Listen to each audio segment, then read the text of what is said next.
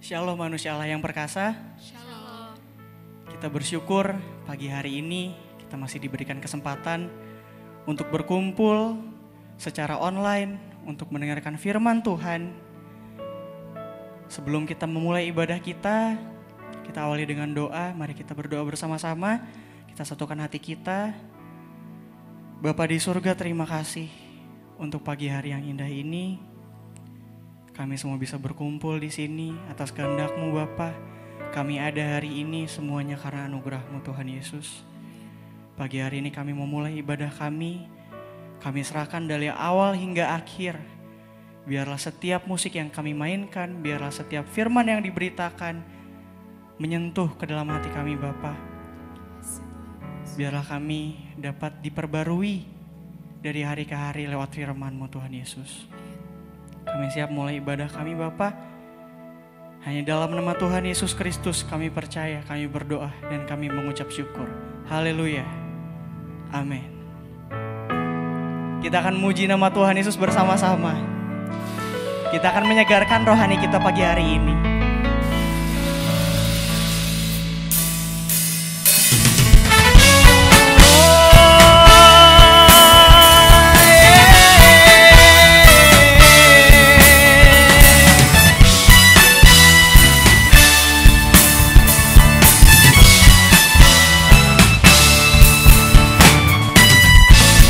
Kecaplah dan lihatlah betapa baiknya Tuhan Yesus. Rasakan dan nikmati kasih setia Tuhan. Kecaplah dan lihatlah betapa baiknya Tuhan Yesus. Rasakan dan nikmati kasih setia Tuhan, kasih setia Tuhan. Syukur bagimu Tuhan, segala hormat bagimu Tuhan.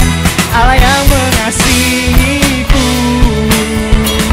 Allah yang memeliharaku selamanya.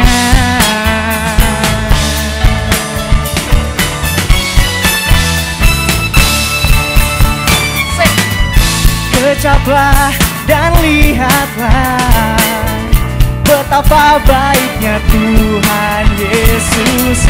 Rasakan dan nikmati kasih setia Tuhan, kasih setia Tuhan. Syukur bagimu Tuhan, segala hormat bagimu Tuhan. Allah yang mengasihiku, Allah yang memeliharaku. Syukur bagimu Tuhan, segala hormat bagimu Tuhan. Allah yang mengasihiku, Allah yang memeliharaku selamanya. Selamanya, selamanya. Oh. Yes, haleluya. Kita mau siapkan hati kita. Kita mau memuji nama Tuhan lebih lagi.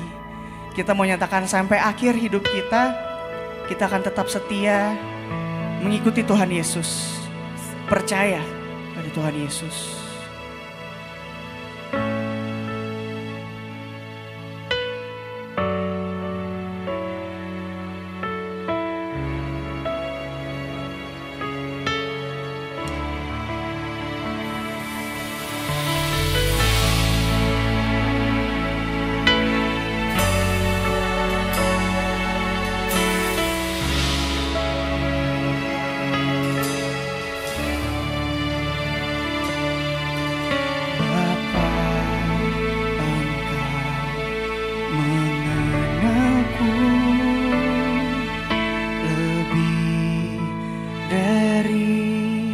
siapapun,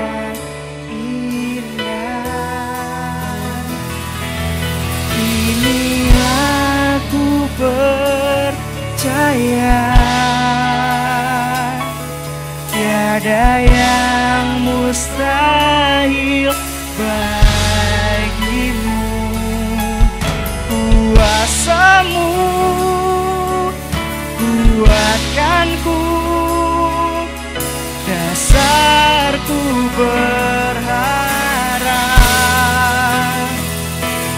Kini aku berserah pada rancangan-Mu bagiku. Ku ikuti panggilan-Mu, ku kan setia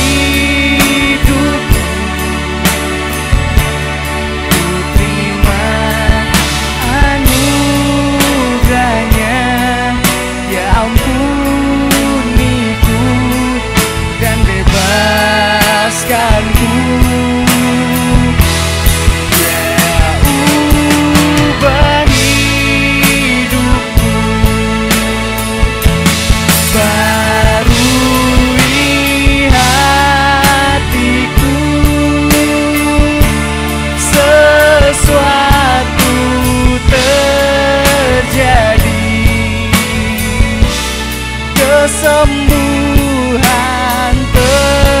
terjadi, pemulihan terjadi saat datang di altarnya.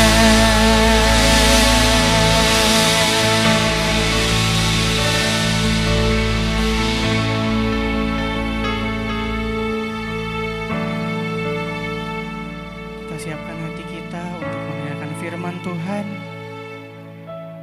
Kita akan naikkan satu pujian. Kita mau persembahkan hati kita sebagai persembahan bagi Tuhan Yesus, lebih dari apapun.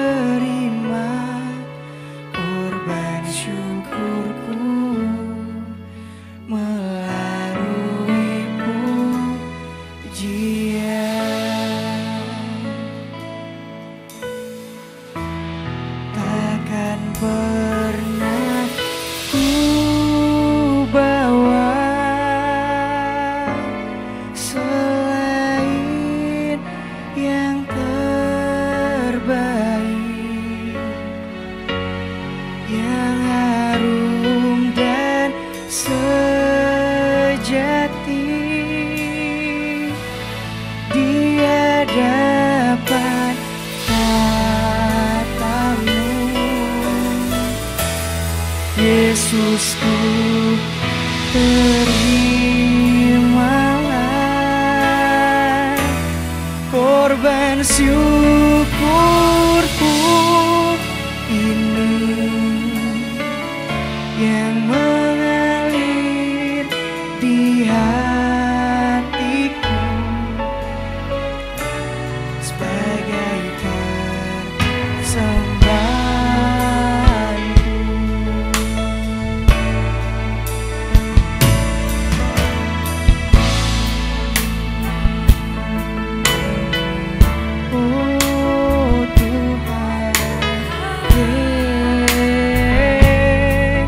Bersama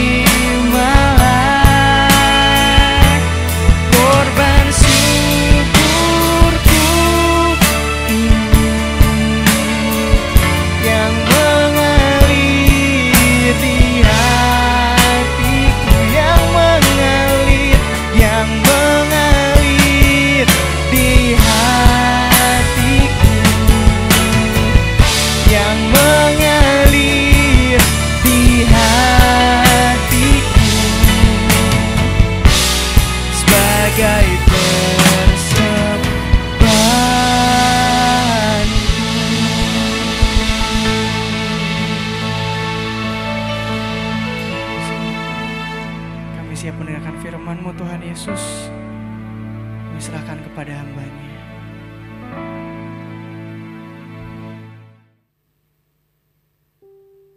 Shalom manusia Allah yang perkasa. Selamat berjumpa kembali dalam kebenaran firman Tuhan di minggu pagi yang diberkati Tuhan Yesus Kristus. Mari kita menyiapkan hati kita untuk masuk ke dalam kebenaran firman Tuhan. Terlebih dahulu saya mengajak saudara sekalian yang ada di rumah untuk bersama-sama dengan saya mendeklarasikan iman kita kepada Tuhan Yesus Kristus. Mari kita mengangkat tangan kanan kita dan Anda mengulangi setiap kata kalimat yang saya ucapkan. Saya percaya dan menerima. Alkitab adalah firman Tuhan yang benar sepenuhnya. Apa yang Alkitab katakan, siapa saya di dalam Kristus, demikianlah saya. Alkitab berkata, saya adalah ciptaan baru. Sungguh saya adalah ciptaan baru. Alkitab berkata, saya adalah anak Allah. Sungguh saya adalah anak Allah. Alkitab berkata, segala perkara dapat kulakukan di dalam Kristus. Demikianlah saya. Apa yang Alkitab katakan milikku, sungguh adalah milikku. Alkitab berkata, saya adalah ahli waris Allah bersama Kristus. Saya adalah ahli waris Allah bersama Kristus. Dalam nama Tuhan Yesus. Mari kita bersatu dalam doa. Yang mulia Bapa di surga, di dalam nama Tuhan Yesus Kristus, kami mempersembahkan segala pujian, hormat, syukur hanya kepadamu. Di minggu pagi ini, oleh karena kasih setiamu yang tidak pernah meninggalkan kami. Olehnya Tuhan, di hari yang berbahagia ini, kami menyiapkan seluruh hati kami untuk fokus diberkati oleh kebenaran firman-Mu. Roh-Mu bekerja di tengah-tengah setiap kami yang mendengarkan kebenaran firman-Mu, supaya kami dibangun bagi kemuliaan nama-Mu. Dalam nama Tuhan Yesus Kristus. Amin. Saudaraku yang diberkati Tuhan Yesus Kristus.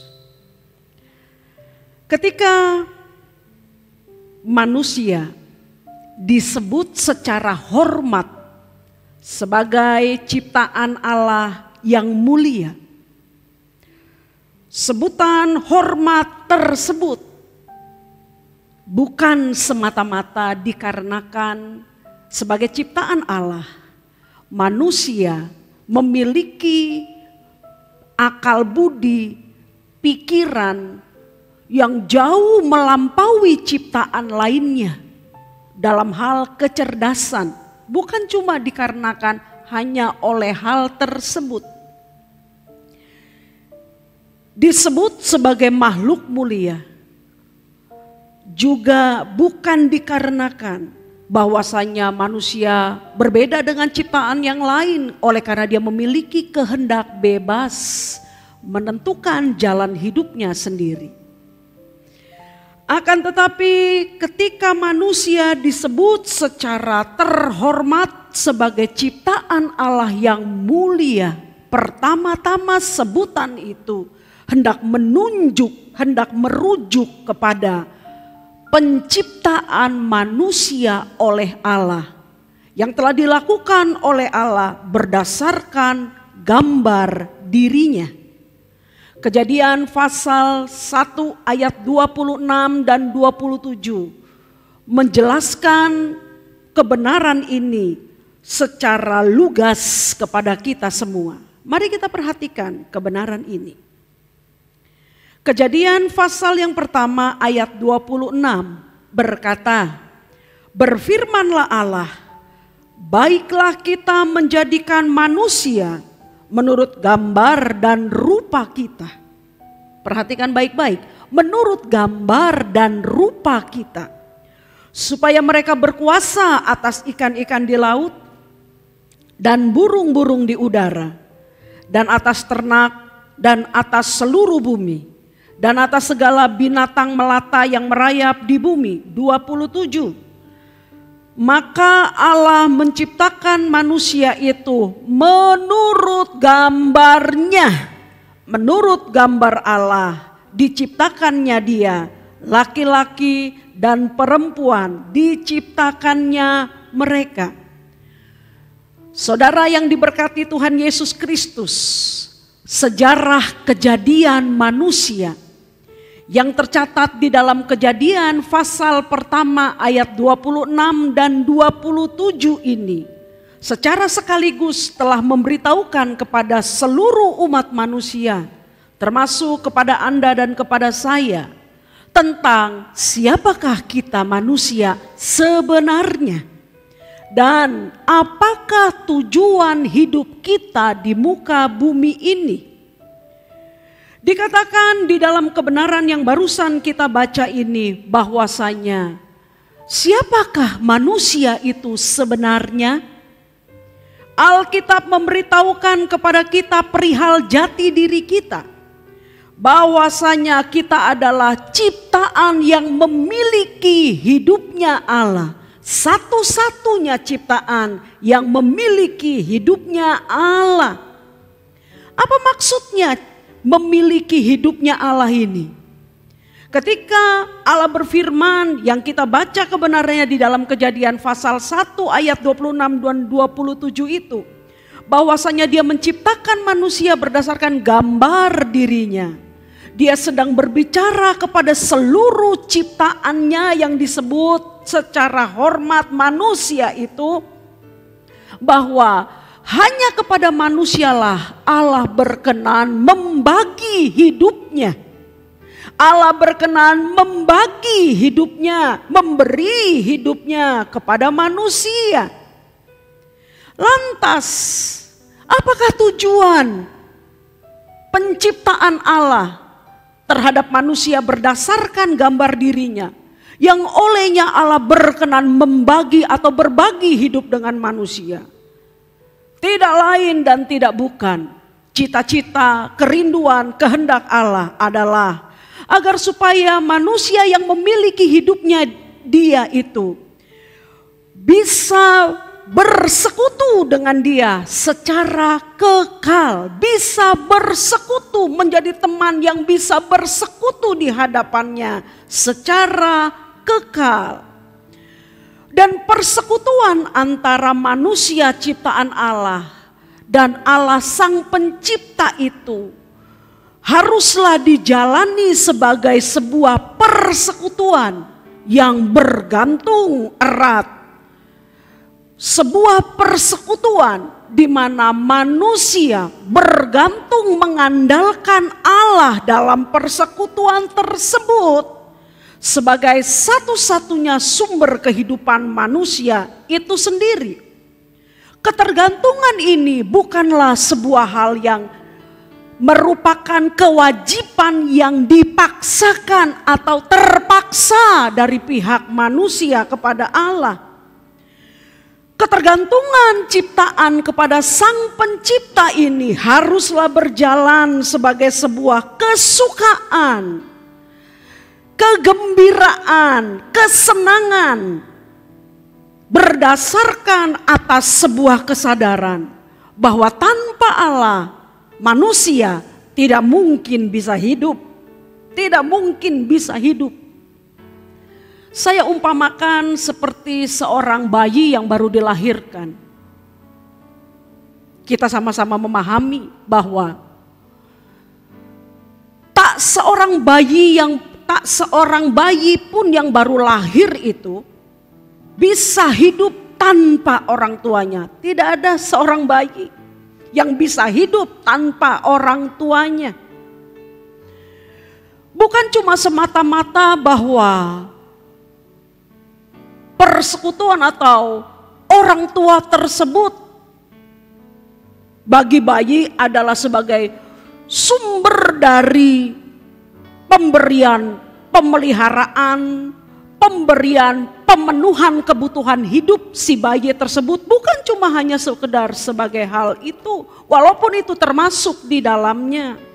Namun yang paling terutama bagi seorang bayi, ketergantungannya kepada orang tuanya adalah merupakan sebuah ketergantungan yang tidak mungkin terlepaskan, oleh karena dari keberadaan orang tuanya lah bayi tersebut belajar tentang hidup sebagai seorang manusia di muka bumi ini.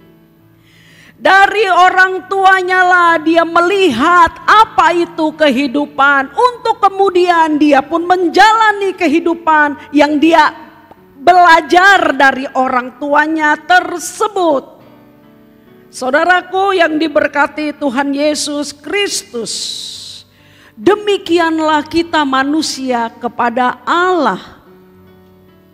Kalau bayi bertumbuh kuat sejak dia dilahirkan terus menerus dari bulan ke bulan, tahun ke tahun, maka kita sebagai manusia ilahi pun akan menjadi bertumbuh secara kuat lewat persekutuan kita dengan Allah sang sumber hidup itu. Dengan menjadikan Allah di dalam firman-Nya menjadi asupan makanan bergizi yang terutama bagi kita manusia. Itu sebabnya saudaraku, mengertikah kita, sadarkah kita bahwa kejatuhan manusia di Taman Eden yang dicatat di dalam Kejadian pasal yang ketiga terjadi berawal dari hilangnya kesadaran manusia akan kebenaran yang barusan saya katakan ini, yaitu kesadaran yang hilang bahwa dalam diri manusia bahwa Allah lah satu-satunya kebutuhan terbesar dan sumber kehidupan manusia. Ketika Adam dan Hawa menganggap Allah dan firman-Nya tidak lebih penting daripada pikirannya, yang kemudian akhirnya membuka sebuah celah peluang terbesar bagi iblis untuk bisa membujuknya, menggodanya, masuk dalam jebakannya. Ketika iblis berkata, kalau kamu makan buah pohon pengetahuan baik dan jahat ini, kamu tidak akan mati, melainkan kamu akan menjadi seperti Allah. Padahal Allah telah berfirman dengan sangat tegas kepada manusia ciptaannya bahwa seluruh pohon di dalam taman ini Anda boleh makan, you boleh makan, kamu boleh makan.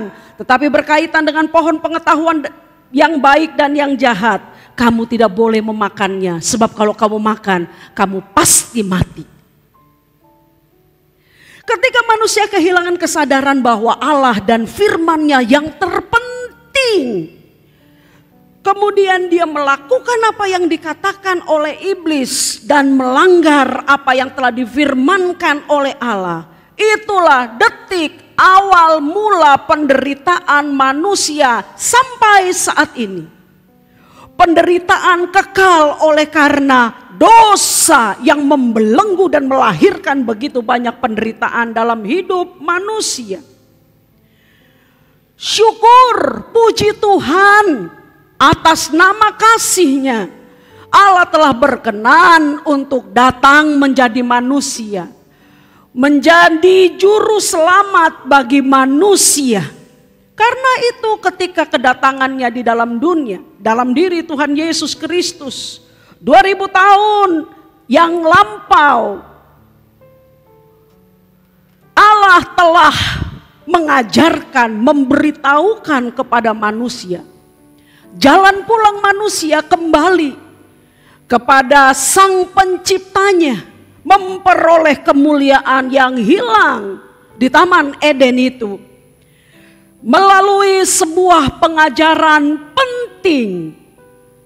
Allah yang jadi manusia dalam diri Tuhan Yesus Kristus itu telah berkata kepada manusia dalam Matius 5 ayatnya yang ke-6. Kita baca bersama. Matius pasal yang ke-5 ayat yang ke-6 dikatakan demikian. Berbahagialah Orang yang lapar dan haus akan kebenaran, karena mereka akan dipuaskan. Apa yang Anda tangkap berkaitan dengan kalimat kebenaran yang diucapkan oleh Tuhan Yesus Kristus ini? Berbahagialah orang yang lapar dan haus akan kebenaran, karena mereka akan dipuaskan. Apa yang Anda pahami tentang kebenaran yang dikatakan Sang Juru Selamat ini kepada kita? Saya menangkap sebuah kebenaran yang luar biasa penting yang hendak disampaikan oleh Tuhan Yesus Kristus kepada kita dalam rangka penyelamatan manusia berdosa dan mendudukkan manusia kembali kepada kedudukan awalnya, ciptaan mulia itu. Kristus hendak berkata kepada kita, janganlah kita lebih sadar akan keberadaan kita secara jasmani. Akan tetapi biarlah kita menjadi lebih sadar akan keberadaan kita secara rohani. Sebab kita ini adalah makhluk kekal yang punya tubuh. Apa maksudnya, Bu? Makhluk kekal yang punya tubuh, artinya ada waktunya, suka atau tidak suka, kita harus meninggalkan tubuh ini untuk memasuki kekekalan. Entahkah bersama dengan Allah, entahkah bersama dengan iblis dalam penghukuman kekal. Tergantung bagaimana cara kita mengisi manusia batiniah kita, mengisi manusia rohaniah kita selama kita ada di dalam muka bumi ini. Olehnya saudaraku yang diberkati Tuhan Yesus Kristus, ketika Tuhan Yesus mengatakan kepada kita, berbahagialah orang yang lapar dan haus akan kebenaran, karena mereka akan dipuaskan. Dia memperagakan bagi kita, bagaimanakah model orang yang lapar dan haus akan kebenaran. Tipe orang yang memiliki gaya hidup mengutamakan Allah dan firman-Nya lebih penting daripada apapun termasuk dirinya sendiri. Ingatkah kita dengan pencobaan di padang gurun? Dicatat di dalam Injil Matius pasal yang keempat.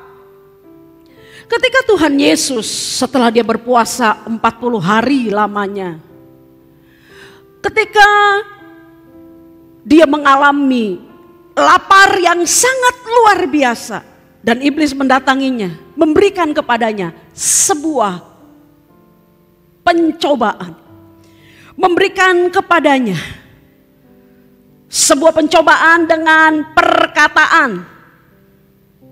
Di Matius 4 ayat 3 saya bacakan ya. Lalu datanglah si pencoba itu dan berkata kepadanya, jika engkau anak Allah,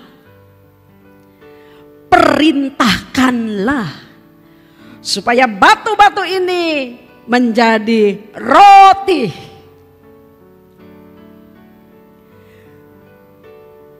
Supaya batu-batu ini menjadi roti. Iblis tahu betul Tuhan Yesus sedang lapar.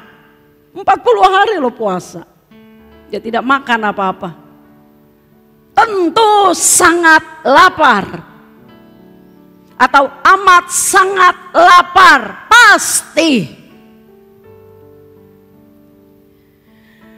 Dalam keadaan itu iblis datang dan berkata kepadanya. Ini kalimatnya sangat menjebak sekali saudara. Kalau engkau anak Allah,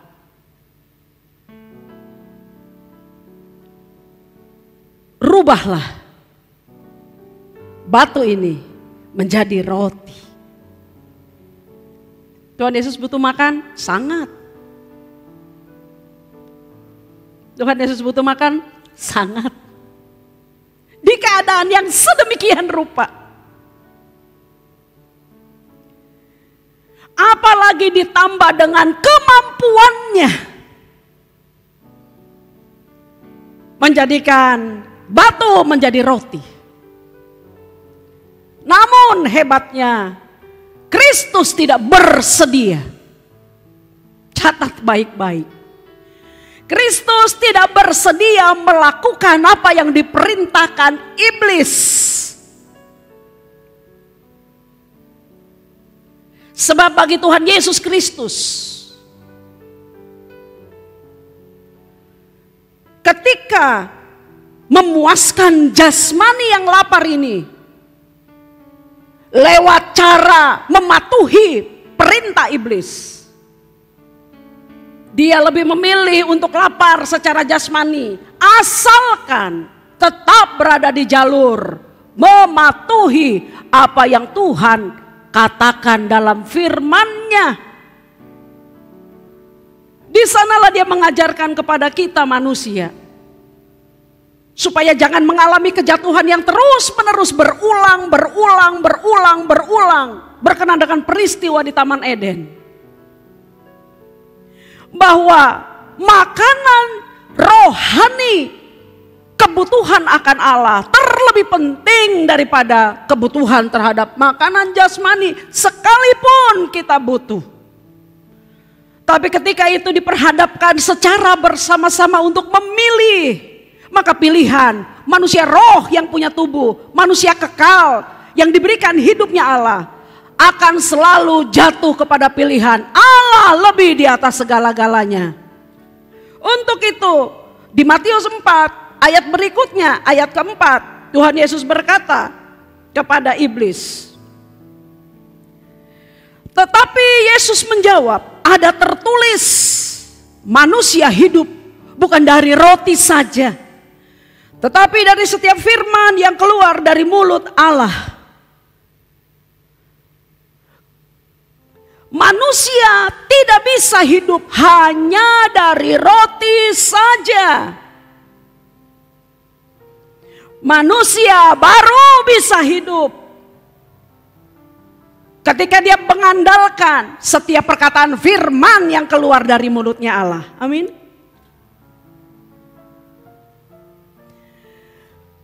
Dalam situasi ini, Tuhan Yesus bukan cuma sekedar mematahkan serangan jebakan iblis kepadanya.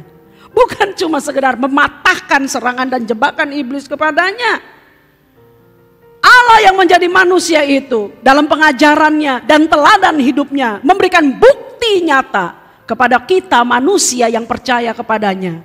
Bahwasanya dalam segala situasi keadaan hidup ini, ketika kita mengandalkan kesadaran memegang firman lebih penting daripada apapun juga, maka setiap kita dipastikan akan keluar sebagai pemenangnya. Dipastikan bahwa setiap kita akan keluar sebagai pemenangnya.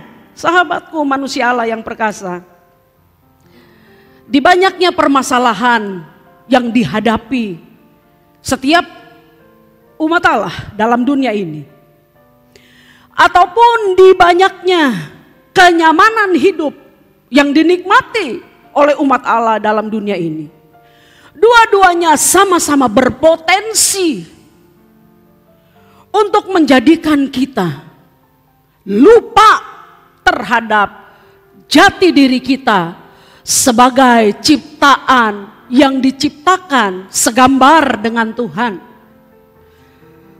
Permasalahan hidup, persoalan hidup telah menjadikan banyak orang percaya dari golongan umat Allah yang tidak memahami kebenaran ini meragukan kasih sayang Tuhan. Adakah Tuhan mengasihiku? Adakah Dia memberkatiku? Adakah Dia menuntun jalan hidupku? Mengapakah aku menjadi susah? Mengapakah aku harus menghadapi masalah ini dan itu? Mengapakah harus ada kejadian ini dan itu? Sedangkan ketika kenyamanan mengelilingi hidupnya, itu pun memiliki potensi yang berbahaya bagi setiap anak Tuhan kalau tidak menyadari siapa dirinya di hadapan Tuhan. Ada banyak orang yang nyaman dalam kehidupannya di muka bumi ini, seolah-olah tidak menganggap Tuhan sebagai kebutuhan yang utama. Sebab dalam pikirannya yang salah, dia merasa tanpa Tuhan pun dia eksis. Dia bisa makan, bisa senang dan sebagainya, dalam tanda kutip. Tanpa Tuhan, dia bisa lakukan ini dan itu. Dua-duanya sama-sama berpotensi menjadi alat di tangan iblis menjebak kita, melupakan siapa diri kita yang sebenarnya. Namun tidaklah demikian kepada kita yang mendengarkan kebenaran ini pada saat pagi hari ini. Tidaklah berlaku bagi kita yang mendengarkan kebenaran ini pada pagi hari ini. Bagi kita semuanya, lewat kebenaran firman Tuhan pagi hari ini, Allah memberikan hikmatnya lewat pimpinan rohnya di dalam diri kita. Supaya ketika hidup kita berhadapan dengan persoalan, permasalahan dan penderitaan, tetaplah menyadari bahwa Dia yang mengasihi kita tidak mungkin, atau bahasa yang lebih tepatnya mustahil meninggalkan kita. Atau ketika kita yang menyaksikan program ini berada dalam kenyamanan hidup, kita pun tidak akan pernah lupa dari manakah kita berasal. Siapakah yang memberikan berkat itu kepada kita?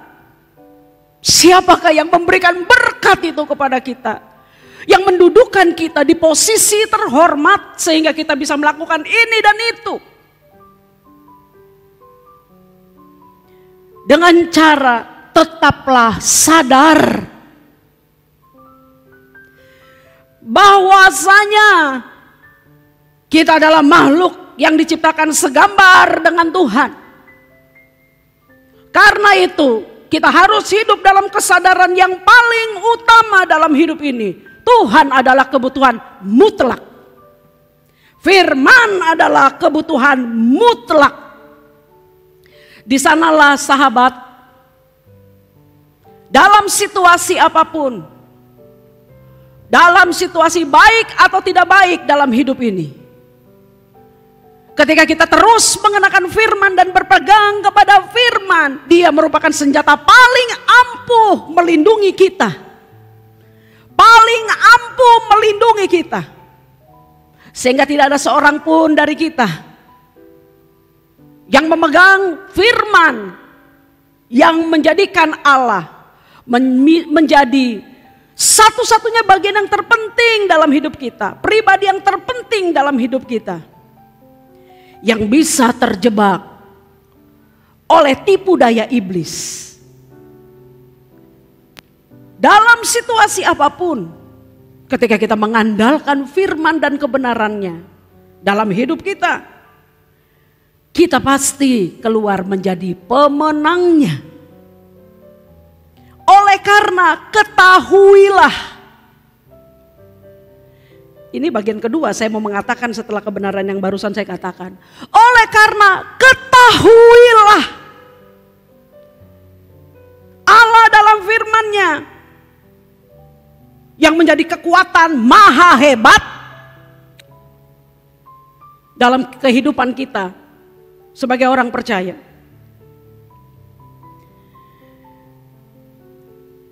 Telah memberikan hidupnya sendiri kepada siapapun yang memegang firman itu. Sebab firman Tuhan adalah pribadi Allah itu sendiri dalam kata dan kalimat. Firman Tuhan itu adalah pribadi Allah sendiri dalam kata dan kalimat. Sampai di sini saya teringat akan sebuah peristiwa dalam kehidupan jemaat di Tesalonika yang digembalakan oleh Rasul Paulus. Ketika jemaat yang masih sangat muda, secara rohani dalam pengiringan mereka akan Tuhan Yesus Kristus. Jemaat yang baru didirikan oleh Paulus ini dengan sangat terpaksa. Paulus harus meninggalkan mereka oleh karena penganiayaan hebat yang terjadi pada waktu itu. Untuk sementara Paulus harus meninggalkan mereka. Namun dalam doanya, dalam kerinduan hatinya sebagai seorang gembala yang baik, betapa Rasul Paulus berkeinginan untuk tetap berada, mendampingi jemaat yang baru bertumbuh itu. Tapi situasinya tidak mengizinkan. Akan tetapi saudaraku, harusnya kalau berdasarkan umur pengiringan mereka kepada Tuhan Yesus, kalau berdasarkan pengetahuan yang mereka miliki berkaitan dengan umur yang masih sangat muda itu, ada banyak masalah, banyak hal yang bisa dengan mudah menggilas habis kehidupan jemaat Tuhan di Korintus. Akan tetapi dalam ucapan syukur dari doanya, Paulus telah memberitahukan kepada kita, ternyata jemaat di Tesalonika ini telah menjadi jemaat yang sangat bertumbuh. Sehingga Rasul Paulus memuji mereka bertumbuh dalam iman. 1 Tesalonika 2 ayat 13 memberitahukannya kepada kita. Demikian isinya. Dan karena itulah kami tidak putus-putusnya mengucap syukur juga kepada Allah, sebab kamu telah menerima firman Allah yang kami beritakan itu bukan sebagai perkataan manusia. Ini hebat nih. Ternyata rahasia pertumbuhan jemaat di Tesalonika ada di sini. Di ayat yang ini yang kita baca ini. Bahwa mereka ketika menerima perkataan firman yang diberitakan oleh Rasul Paulus, mereka telah menerimanya bukan sebagai perkataan manusia, tetapi dan memang sungguh-sungguh demikian, memang harusnya begitu, sebagai firman Allah yang bekerja juga di dalam kamu yang percaya.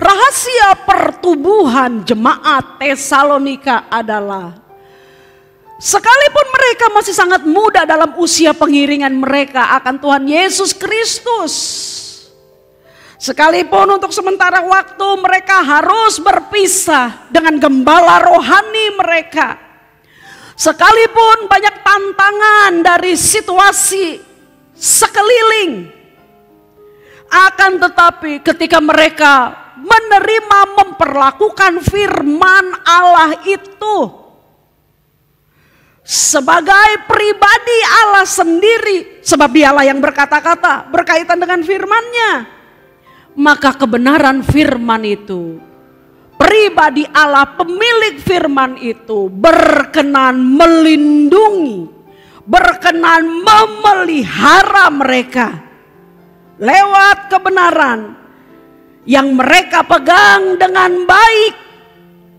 Bukankah Tuhan Yesus sendiri berkata dalam Yohanes 14 ayat 23, tanda apakah yang bisa diperlihatkan oleh seorang yang percaya kepada Tuhan Yesus Kristus selain daripada menerima, mempercayai, memegang firman dalam hidupnya. Yohanes 14 ayat 23 berkata, jika seorang mengasihi aku, ia akan menuruti firmanku dan Bapakku akan mengasihi dia. Kalimat berikutnya hebat banget. dan kami akan datang kepadanya. Terus, dan diam bersama-sama dengan dia. Firman adalah pribadi Allah dalam kata dan kalimat. Ketika kita menerima firman itu, mempercayainya, menaruhnya di dalam hati, menjadikannya andalan dalam hidup kita, di situasi apapun sama dengan artinya. Kita bergabung dengan pribadi Allah, sehingga Allah lah yang menjalankan kehidupannya secara ajaib dalam diri siapapun yang mempercayai dan memegang firman kebenarannya. Dengan demikian saudaraku, manusia Allah yang perkasa, keberasalan kita dari Allah, diciptakannya kita segambar dengan Allah, haruslah menjadikan kita untuk senantiasa selalu sadar. Kita tidak mungkin bisa melepaskan diri dari Allah, sebab Dia adalah sumber hidup kita. Dialah keberasalan kita. Karena itu, senantiasa jadilah lapar, senantiasa jadilah haus akan kebenaran firman Tuhan. Sebab di sanalah kita akan memperoleh kepuasan hidup ini. Kita akan memperoleh kepuasan hidup ini.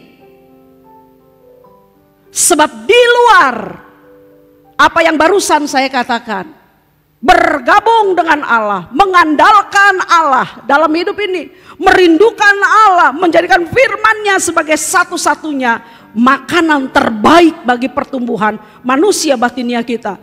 Di luar semuanya itu, manusia tidak lebih daripada seonggok daging tanpa arti. Tuhan Yesus memberkati kita. Amin. Mari kita bersatu dalam doa. Kami menyerahkan seluruh hidup kami bagi kemuliaan-Mu Tuhan Yesus. Seluruhnya, hati kami, pikiran kami, perasaan kami, seluruhnya untuk Engkau isi terus menerus dengan perkataan kebenaran firman-Mu. Sebab kami tahu Engkaulah satu-satunya sumber kehidupan kami. Engkau menjadikan setiap kami Tuhan menjadi orang-orang yang senantiasa mengingini dan mengejar-Mu, menjadikan firman-Mu kesukaan dalam hidup ini. Sampai Tuhan Yesus menjemput kami. Allah memberkati perjalanan hidup kami dalam nama Tuhan Yesus. Berkat-Mu menyertai setiap umat-Mu yang mendengarkan kebenaran ini. Amin.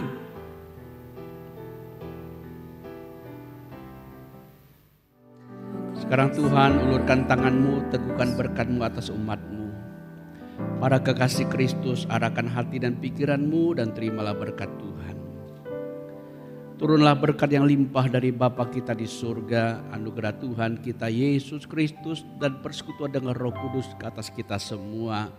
Sungguh rohmu dikuatkan, jiwamu disegarkan, tubuhmu disehatkan. Amin. Sungguh Tuhan memberkati rumah tanggamu, memberkati pekerjaanmu, memberkati studimu. Kemanapun kau melangkah, kau adalah saksi Kristus yang bangkit, yang telah mengalahkan dosa. Hidup dalam kebenaran, oleh kebenaran dan berasal dari kebenaran. Amin. Saya nyatakan berkat nisah ke atas kita semua di dalam nama Tuhan Yesus Kristus yang hidup. Haleluya. Amin. Amin. Amin. Para kekasih Kristus, pegang teguh firman Allah. Jangan mau digeser. Jangan mau diombang-ambingkan. Sebab firman ini adalah firman kehidupan. Firman yang membawa kita kepada perubahan hidup yang sesungguhnya. You pasti mengalami kemuliaan kepada kemuliaan sampai kesempurnaan itu tiba. Tuhan Yesus memberkati, sampai ketemu di minggu yang akan datang. Amin.